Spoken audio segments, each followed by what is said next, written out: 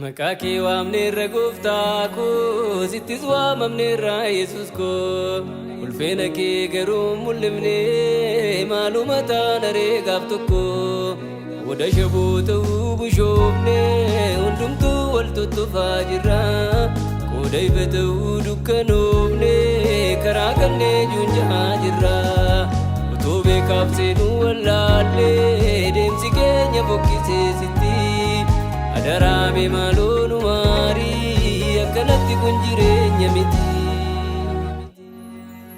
Nagaan Waaqayyoo isiniif haa baay'atu obboloota koo jaallatamoo kun istuudiyoo Eebbasaa Daammasuuti. Akkuma faarfannaan kennaa Waaqayyoo ta'e muuziqaa hojjechuunis kennaa Waaqayyooti. Maarree faarfattoonni keenya lafa adda addaa jirtan koottaa faarfannaa keessan istuudiyoo Eebbasaatti hojjedhaa.